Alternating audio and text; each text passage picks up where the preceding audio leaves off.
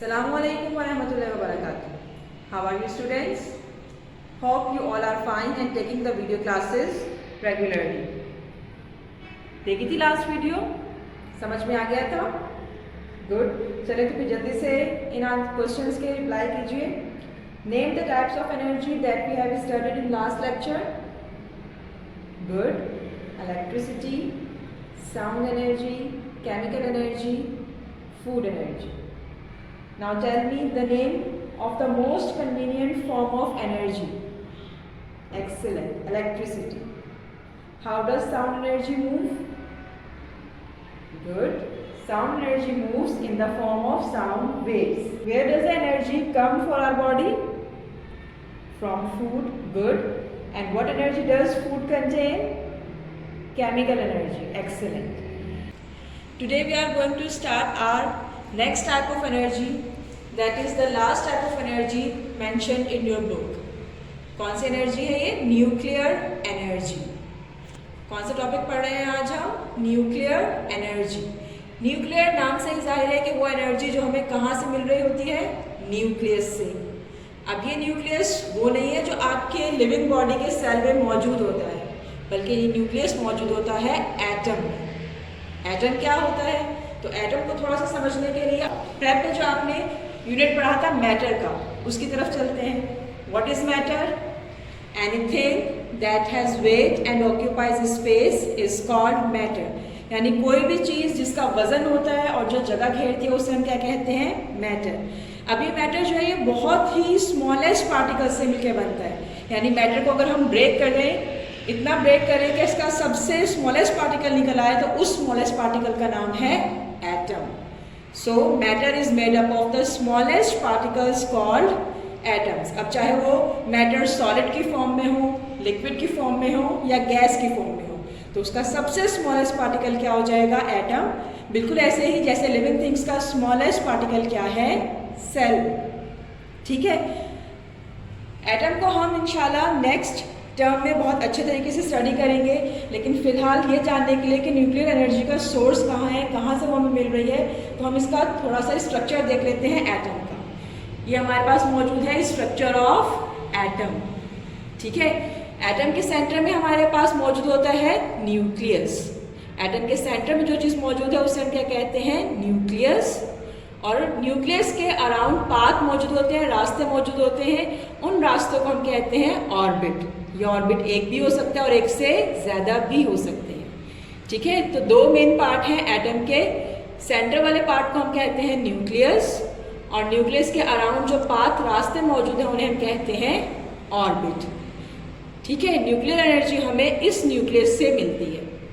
अब एटम के असल में कितने पार्टिकल्स होते हैं? सब एटॉमिक पार्टिकल्स, जिन्हें हम कहते हैं 3 होते हैं. देयर आर 3 सब atomic particles. Number 1 is protons, neutrons, electrons.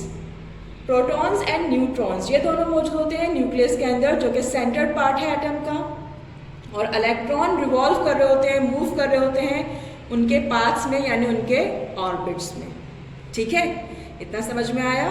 इंशाल्लाह इसको थोरोली नेक्स्ट टर्म में हम स्टडी करेंगे. फिलहाल इतना याद रखिए कि एटम के 2 मेन पार्ट्स हैं. सेंटर्ड पार्ट को न्यूक्लियस कहा जाता है. न्यूक्लियस के अराउंड जो पाथ मौजूद है उन्हें ऑर्बिट कहा जाता है. और इस न्यूक्लियस से जो हमें एनर्जी मिलती है न्यूक्लियर रिएक्शन होने के बाद, उस एनर्जी को हम कहते हैं न्यूक्लियर एनर्जी. क्या कहते हैं? Nuclear energy. बोर्ड पर देख लेते हैं डेफिनेशन न्यूक्लियर एनर्जी की. The energy that is released by the nucleus of an atom as a result of nuclear reaction is called nuclear energy.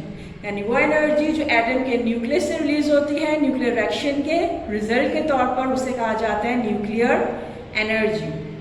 अब इस न्यूक्लियर रिएक्शन की भी टाइप्स हैं. कितनी टाइप्स हैं? तो there are 2 types of nuclear reaction. Types of nuclear reactions कितनी है हमारे पास? 2. Number 1 is nuclear fission. कौन सी है? Number 1 nuclear fission. And number 2 is nuclear fusion. दूसरी टाइप कौन सी है? Nuclear fusion. पहले स्टडी कर लेते हैं हम न्यूक्लियर फिजन को. नाम से ही जाहिर है फिजन स्प्लिटिंग एंड ब्रेकिंग, यानी किसी बड़ी चीज़ का टूटना छोटी चीज़ में. फिजन का मतलब होता है स्प्लिटिंग या फिर ब्रेकिंग। अब इसमें क्या होता है, the splitting of a heavy nucleus into two light nuclei is called a nuclear fission. यानी किसी भी हैवी एटम का न्यूक्लियस जो होगा अगर वो ब्रेक हो जाता है टू लाइट न्यूक्लियाई में, तो उसे हम कहते हैं प्रोसेस को न्यूक्लियर फिजन। अब ये हैवी न्यूक्लियस क्या होता है, जिसमें number of protons and neutrons ज़्यादा हों, और लाइट क्या होता है न्यूक्लियाई, जिसमें number of protons and neutrons कम तादाद में हों। तो हैवी न्यूक्लियाई जब टू लाइट न्यूक्लियाई में ब्रेकअप हो रहा है, इस प्रोसेस को हम कहते हैं न्यूक्लियर फिजन। जैसे ये प्रोसेस होता है इसके साथ हमें ह्यूज अमाउंट ऑफ एनर्जी मिलती है। इस प्रोसेस के दौरान क्या होता है, it releases huge amount of energy. ठीक है, एग्जाम्पल्स इसके हैं आपके पास, जैसे हम डिफेंसिव पर्पस के लिए बनाते हैं एटम बॉम्ब, बहुत ज़्यादा नुकसान पहुंचाता है इसलिए इसको बहुत ही कम इस्तेमाल किया जाता है। इसको बस अमेरिका ने यूज़ किया था जापान के साथ जब उनकी वॉर हो रही थी नागासाकी और हिरोशिमा में, जिससे बहुत लातादाद लोग जो है उनकी डेथ हुई थी। ठीक है, और इसको हम यूज़ कर सकते हैं स्प्लिटिंग ऑफ यूरेनियम न्यूक्लियस के लिए भी। इसको अगर हम ब्रेक करेंगे तो ये भी हमारे पास किसकी एग्जाम्पल है, न्यूक्लियर फिजन की। आइए देख लेते हैं कैसे ब्रेक हो रहा है ये। न्यूक्लियर फिजन के रिएक्शन को हम समझने के लिए इस डायग्राम की हेल्प ले सकते हैं। यहाँ पर आपको नजर आ रहा है न्यूट्रॉन, हैवी न्यूक्लियस नजर आ रहा है, किसका एलिमेंट का, यूरेनियम की एग्जाम्पल लिए यहाँ पर हमने। और फिर क्या होगा इस रिएक्शन में, जब हैवी न्यूक्लियस ऑफ यूरेनियम से न्यूट्रॉन स्ट्राइक करेगा तो क्या हो जाएगा, ये heavy nucleus of uranium absorb कर लेगा अपने अंदर न्यूट्रॉन को, केमिकल रिएक्शन होगा और उस केमिकल रिएक्शन के रिजल्ट में हमारे पास टू लाइट न्यूक्लियाई प्रोड्यूस होंगे, जिनको हमने रिप्रेजेंट किया है एक्स एंड वाई। ठीक है, जैसे हमारे पास heavy nucleus of uranium atom to light nuclei atom में स्प्लिट होता है, इसके साथ साथ क्या होता है कि यूरेनियम के कुछ न्यूट्रॉन्स जो हैं वो स्केप कर जाते हैं।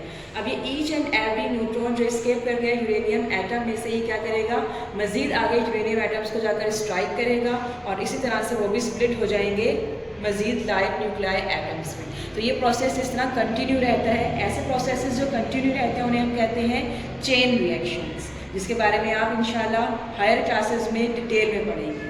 और ये जो मैंने आपको बताए थे कि यहाँ पर टू लाइट न्यूक्लियाई को हमने एक्स एंड वाई से रिप्रेजेंट किया है, तो यहाँ पर भी एलिमेंट्स के अलग से नेम होंगे। ठीक है, इस रिएक्शन के साथ ही क्या होगा, हमें बहुत सारी एनर्जी रिसीव होगी। ठीक है, तो ऐसा रिएक्शन जिसमें heavy nucleus of uranium split हो जाता है टू लाइट न्यूक्लियाई में, उस रिएक्शन को हम कहते हैं न्यूक्लियर फिजन, जिसमें हमें बहुत ज़्यादा एनर्जी मिलती है और वो एनर्जी हम न्यूक्लियर रिएक्टर में यूज़ करके इलेक्ट्रिसिटी प्रोड्यूस करवा सकते हैं। इतना है सबको समझ में? Good. Second type of nuclear reaction is nuclear fusion. Fusion का मतलब होता है स्क्वीजिंग और ज्वाइनिंग, यानी दो चीज़ों का आपस में ज्वाइन हो जाना, एक दूसरे के साथ जुड़ जाना। ये क्या है हमारे पास न्यूक्लियर फ्यूजन, बिल्कुल अपोजिट है न्यूक्लियर फिजन का। न्यूक्लियर फिजन में हमारे पास हैवी न्यूक्लियाई स्प्लिट हो रहा था टू लाइट न्यूक्लियाई में, यहाँ पर इसका अपोजिट हो जाएगा, टू लाइट न्यूक्लियाई जो है वो फ्यूज हो जाएंगे हैवी न्यूक्लियाई में। देख लेते हैं इसकी definition. The squeezing of two light nuclei into a heavy nucleus to form a large atom is called a nuclear fusion। यानी ऐसा प्रोसेस जिसमें दो लाइट न्यूक्लियाई जिनके number of protons and neutrons कम है, वो क्या करेंगे, आपस में स्क्वीज करेंगे, ज्वाइन करेंगे और एक हैवी न्यूक्लियाई बना देंगे बड़ा एटम बनाने के लिए। ठीक है, इसमें भी क्या होता है, हमारे पास large amount of energy release होती है। इसकी एग्जाम्पल क्या है, हमारे पास two hydrogen atoms combine to form helium atoms, यानी हम दो हाइड्रोजन एटम्स को जब कंबाइन करते हैं, फ्यूज करवाते हैं, तो वो एक बड़ा एटम बना देता है हीलियम एटम का।